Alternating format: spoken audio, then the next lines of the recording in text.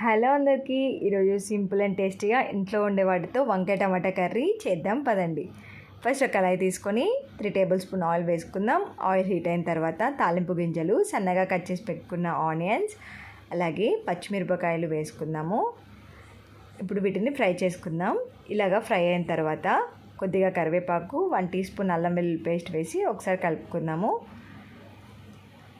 Next దీంట్లో 1/2 tea spoon పసుపు వేసుకుందాం. అలాగే ముందుగా కట్ చేసి పెట్టుకున్న వంకాయ ముక్కలు వేసుకొని ఒకసారి కలుపుకోవాలి. ఇప్పుడు రుచికి తగినంత ఉప్పు వేసుకొని 5 నిమిషాలు మగ్గనిద్దామండి.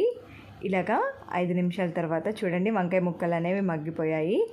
ఇప్పుడు సన్నగా కట్ చేసి పెట్టుకున్న టమాటా, 2 టేబుల్ స్పూన్ కారం వేసి ఒకసారి కలుపుకొని 10 to 15 మినిట్స్ ఉడకనిద్దాము. చూసారు కదా, వంకాయ కర్రీ అనేది రెడీ అయిపోయింది. ఇలాగా సింపుల్గా ఇంట్లో ఉండే వాటితో టమాటా వంకాయ కర్రీ రెడీ అయిపోయిందండి. మీరు కూడా తప్పకుండా ట్రై చేయండి. ఎలా ఉందో కామెంట్ చేయండి. అలాగే ఈ వీడియో నచ్చితే ప్లీజ్ సబ్స్క్రైబ్ చేసుకోండి. Thank you for watching.